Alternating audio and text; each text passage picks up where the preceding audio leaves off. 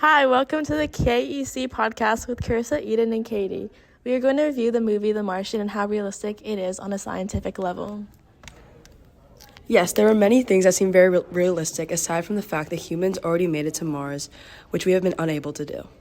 One thing that I thought was very realistic was the ability to synthesize water in the waterless environment of Mars. Mark uses hydrogen from the rocket fuel and dissociate it into two elements, nitrogen and hydrogen. Then he burned the hydrogen with oxygen to make water, which is actually scientifically possible. That is so interesting. The movie makers must have done a lot of research in order to get that right.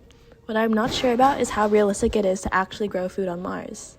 Is it actually possible to make that kind of concealed environment like Mark and grow vegetation like potatoes? I was wondering that too, and what I found is that it would be very difficult to actually get quality soil that is suitable for growing things, but is actually very possible for the growth of plants like potatoes to work. It is possible using basaltic regolith Martian soil treated with desalinated water and afala biomass, and it would have to be done with artificial light due to the very harsh radiation from the sun.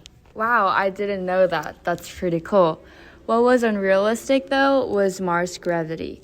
I know it would have been impossible to simulate the actual movement of Mark on a Mars-like environment, but it would have been a lot easier to walk and move about Mars due to Mars having a bit more than a third of the surface gravity of Earth.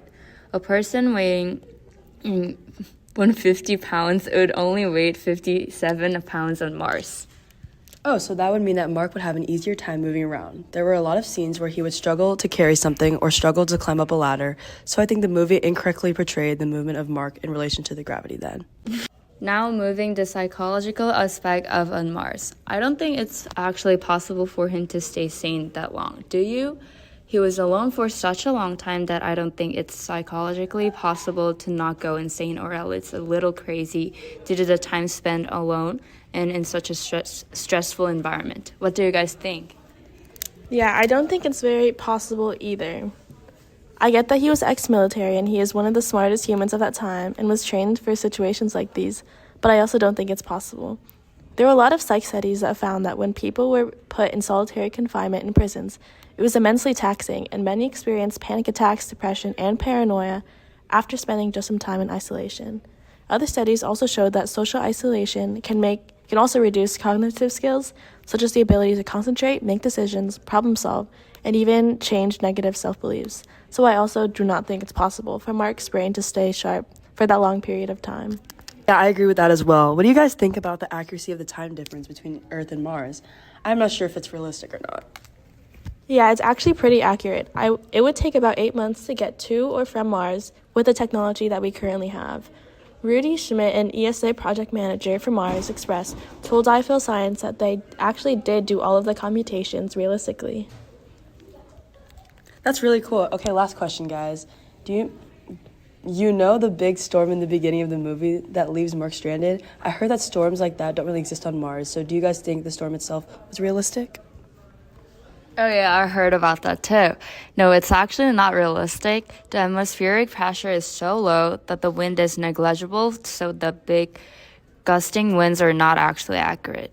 100 miles per hour wind on Mars has the same inertia and dynamic pressure down at the surface as about an 11 miles per hour wind on Earth. So it wouldn't be possible to move huge objects and send them flying like they do in the film. Andy Weir, a writer of the movie, even stated himself that the dust storm was used solely for the plot to leave Mark stranded. I knew it. Well, that's all for today, guys. We'll see you next time.